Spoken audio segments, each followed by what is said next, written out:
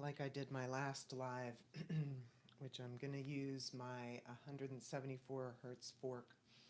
And let's just drop into coherency with ourselves in the present moment. Okay, we're going to start right there today. And to do that, either focus on breath or focus on any part of your body. You can put your hand on your belly, you can put your hands over your heart, and just be present with yourself in whatever setting you're in, and draw your full awareness to being you right here, right now. Great. So that is being coherent because it's being present. So that is how we start to understand coherency in our signal. And that's how we launch a practice of being present and tapping into our own lived experience in any given moment. Great.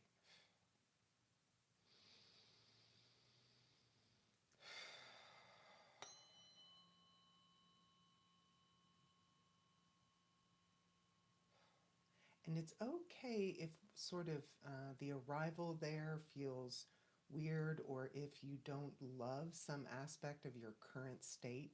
That's okay. It's not about being, coherency isn't being perfect or being awesome or being blissful. It's about being where you are.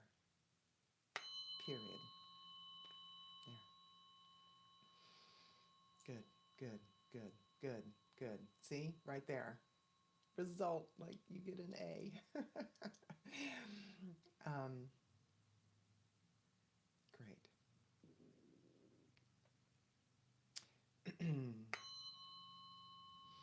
So today's biofield tuning and contemplation is around the concept of harvesting time. And there have been the sort of input valves that I've been inputting from lately have have really been concerning themselves, and from different channels and different stations and different people and different conversations, I keep arriving and I keep hearing the theme arrive to me again and again of pausing, slowing down. The word presencing is having a moment. Also, the truly one of the phrases that I heard recently is rehabilitating from the pace of life. Okay, now that really says it all. Anybody who's rehabbed from a sports injury or a surgery or an illness or anything like that, rehabbing is hard, right?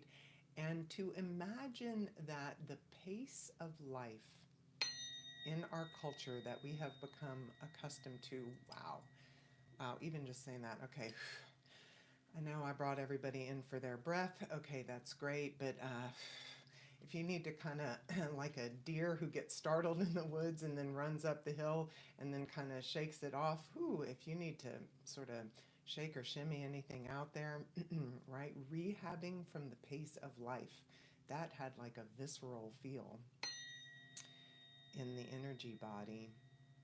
The idea that we have to train ourselves away from a common expectation and a common and a cultural norm those are strong ideas.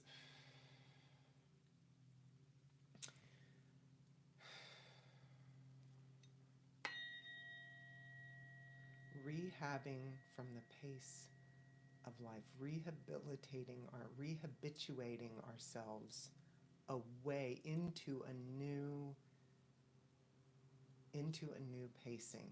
Okay, that's how we harvest more time, is by slowing down.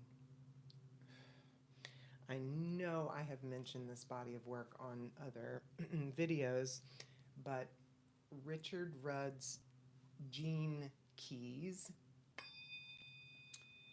I've been following his work for most of this year, and it was him from whom I got the concept of harvesting time, right? You don't create time. Time is, in fact, a little bit of a ruse anyway. And you don't you don't make time, you don't create time. And I've never personally found any time. I don't know if you have. But if you harvest openings of time right there,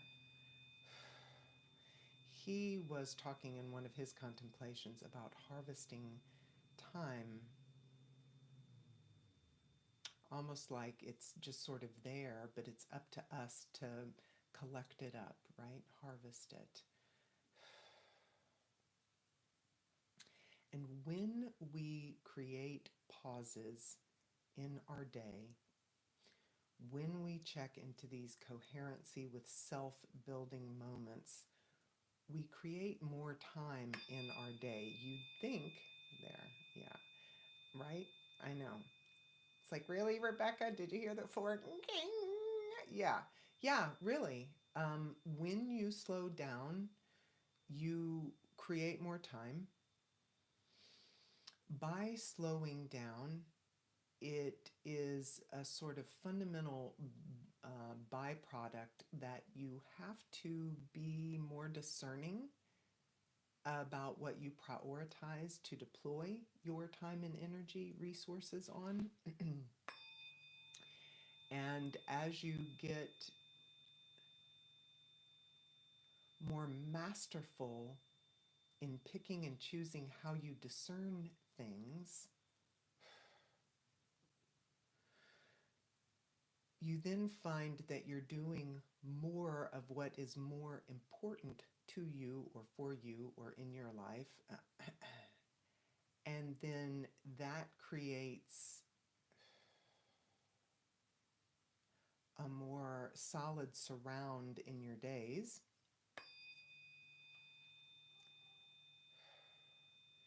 And then it's as if the landscape of your life sort of becomes roomier by being more discerning and by judiciously doing less.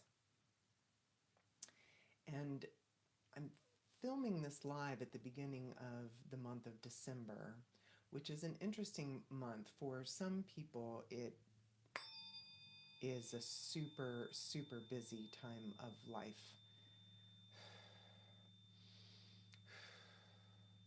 But for some people, it brings up a lot of nostalgia and maybe loneliness, or as you draw your year into review, it may create feelings of separation or distance or quietness, right? So for some people it's bustle, bustle, and some people it's almost uncomfortably sort of quiet. Right.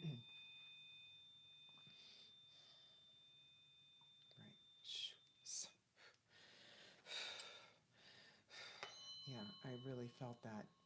It's weird. It's like both of those brought up a little anxiety, right? A little discomfort in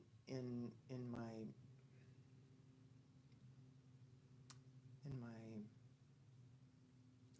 solar plexus region, a contraction and a discomfort.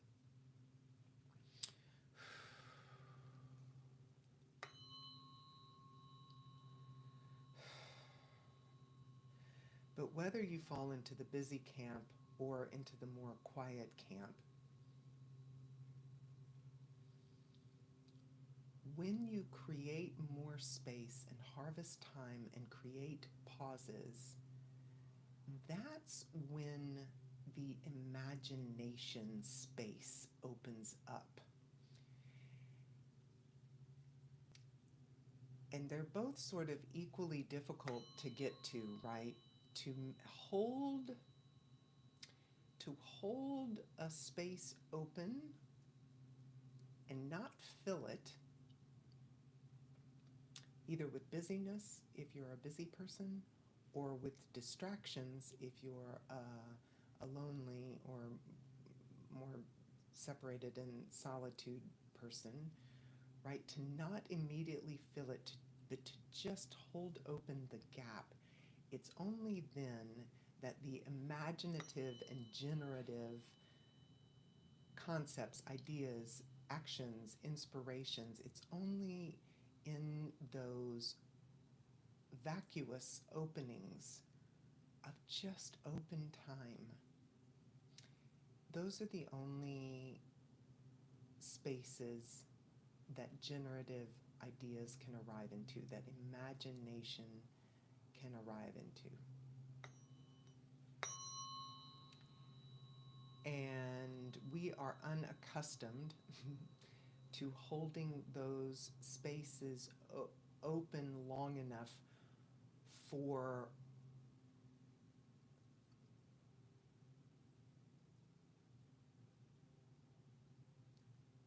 the the new potential that's dropping in, the new potential that wants to arrive into this experience to fully arrive. We get antsy, and we fill it up. Hurry quick with something. But to harvest time, you have to, right, to truly harvest time, you have to be able to just sit with that, what you've reaped, which is an opening, and not seek to immediately fill it. Nice. Nice.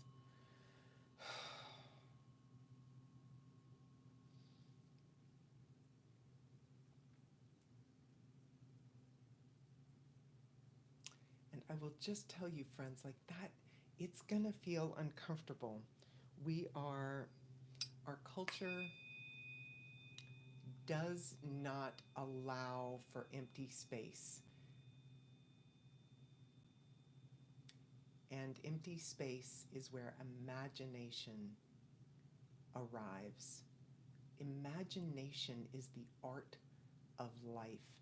Imagination is source energy coursing through you, but it can only come in the absence of busy and in the absence of distraction.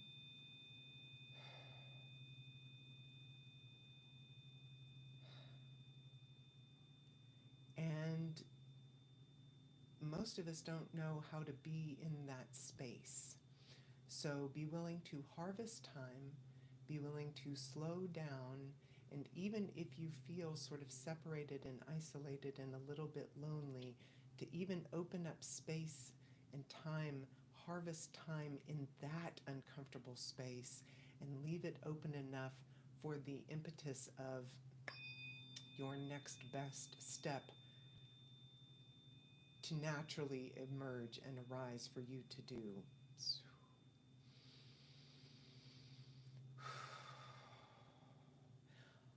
If you are in one of the more quiet spaces, harvesting time is different than wallowing in feels. It's about sitting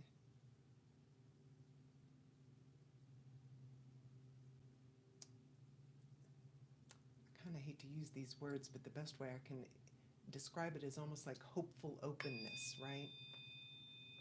If you're one of the people for whom December or the winter months are sort of hard and isolated and lonely, to sit in that opening of nothingness without kind of getting into a story about how this feels, but just leaving the space open. That's how then whatever is seeking to be created through your aliveness, that's where that can come into, right? I'm broadcasting this from Atlanta, Georgia, and let me tell you, there are a lot of really busy people in this city, and it's amazing, and it's bustling, and it's kinetic, and it's beautiful, but it can also be distracting and covering up opportunities for true richness, right? Yeah, because of the busy. We don't know how to not be busy. A lot of our busy, we eke little dopamine hits off of our activities in various ways. And so we think, yeah, but this is good, right? This is good. And while I'm not going to say it's bad, it's just busy, right? Is that really generative, or is that just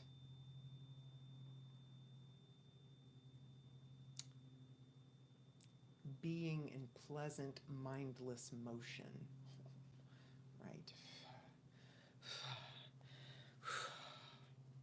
All right, here, I'm going to move back to the 174. A bright thing of sun just came through, and I see all the rainbows coming through my prism in the window.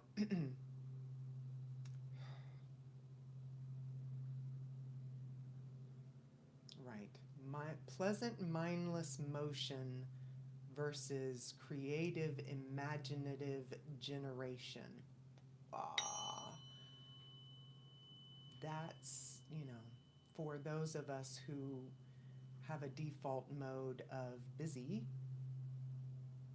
that's sort of the litmus to kind of do a cross check.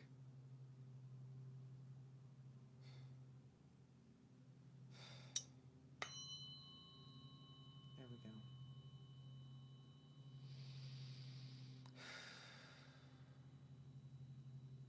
Nice.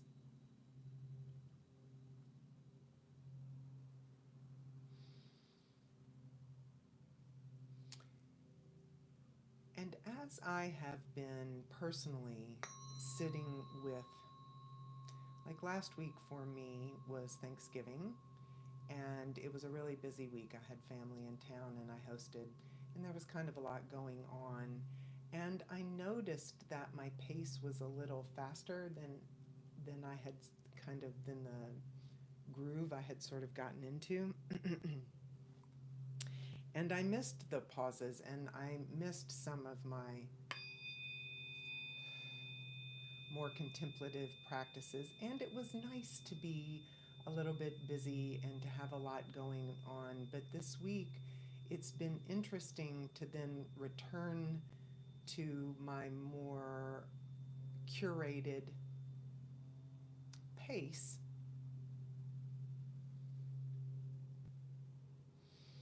Because I've had kind of a hard time gearing down back into my slower and more contemplative and mindful and intentional. Yeah. Yeah, that gearing down. A bunch of people just understood what I was saying right there. Yeah, that brought up a lot of heat. The gearing down is so uncomfortable. I can't tell you how compassionate and understanding I am of this. In our culture today, movement has been equated with productivity or progress, right? If I'm running 1,000,000 miles an hour and have so much on my plate, wow, gee, I must be successful. No, I mean, maybe, and also really maybe not. You could just be really, really moving. But then to slow down, The inside experience is anywhere from uncomfortable to outright panic. Let's just be honest. When some people, if you have been going for months, weeks, years, decades, most of your life, to sit down, one of my clients described it as a dump truck driving on a dirt road, and then all of a sudden the dump truck comes to a stop, and then all the dust that it's been kicking up kind of slowly comes and overtakes the car, right? So if you've been moving at a clip for a while, and then you slow down and you change your speed, it can be like all that dust catching up with, oh, like, what's happening, right? That is disconcerting, and we aren't accustomed to it, and all you want to do is slam your foot on the gas and go, go, go out of that cloud of dust. But the charge is to sit and let the dust settle and then see what arises next. There you go. That is the next best step for you. I recently had a new client ask me about how I cultivated my intuition and my ability to hear from the big space, right? What this tuning is, to really pick up cues from the ether was the question. How did I do that? And the fact is you have to get still, get quiet, turn off your own ideas and stories, and you have to listen really deeply.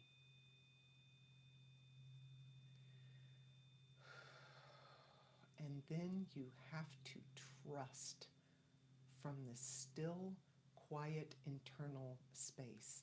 I think that's one of the biggest things. To harvest time, we have to be able to trust ourselves to be with ourselves, and we have to trust what arises from inside and take that into an external movement without any external validation. Because whatever is coming through you, you can't turn to Eddie next to you and say, hey, did you get that too? Like, do you think it's a good idea if I do this? Because, man, Eddie's not going to know, because Eddie needs to be doing Eddie, right? Eddie's only going to get Eddie's messages. He's not going to get your messages, right? So listening and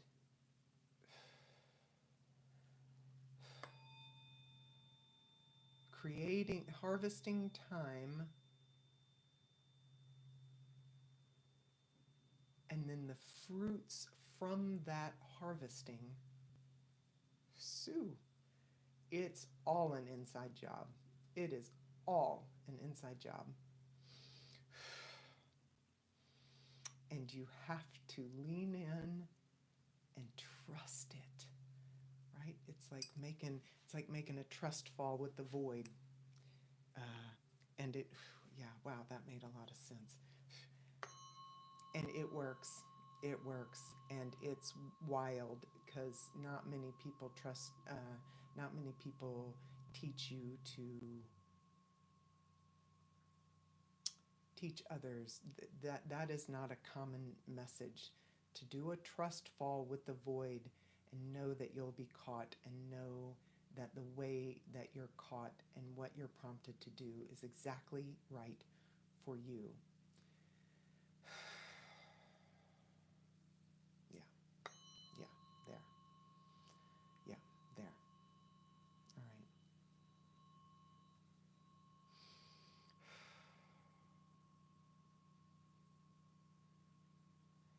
That is nice. All right. I'm really anchoring that in. Whoo, wow. Okay. We'll do a few more strikes to anchor that trust, and that being, holding time open, harvesting time, holding the space open which I can pretty much guarantee for anybody surfing YouTube that can see this video, you know, like, here's a hint. To hold that space open, it's going to be longer than you want it to be, right? The holding open, the not filling the space that you've harvested. You don't sit down and harvest space and think, oh my God, okay, great, let me jump up and do this, or let me go get a glass of wine, or let me go do this, or let me call somebody, or let me turn on the music, or let me turn on another YouTube video so I can learn something else really, really good. No, no, no, no, no. It's sitting. It's sitting in time and space, quietly, in quietude. Ooh, wow, yes. There, there. That's better. That's better. All right. Here. Whew. Ha, ha, ha, ha. All right, I'm going to use this 220 frequency. Let's just. Let's really. Kind of like I did right at the beginning of this tuning and contemplation. If you can just arrive back into your body, again, put your hand on your belly or clasp hands in front of heart or arrive into your breath. The other thing that's really coming up is even if you wanted to put your hands up and cup your face, just to really say, oh, I'm here, right? And I know this 220 fork isn't particularly loud, but there is an essence of just sort of beingness in the tone. So let's all practice in just being in a moment, in your moment, together in community.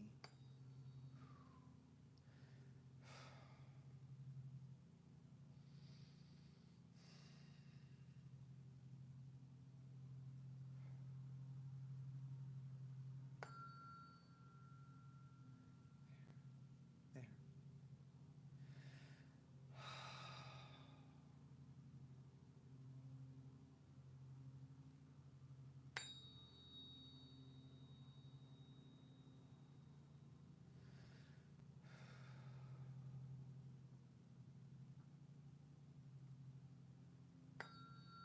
There. Excellent. Excellent. Excellent. Really good work. Really good work. You can do that at any time, anywhere. You nailed it. All right, and just to shine up this whole collective field, here's a 528 tone to ring us through. Mm, mm, mm, mm, mm, mm, mm. Wonderful. Thank you. All right.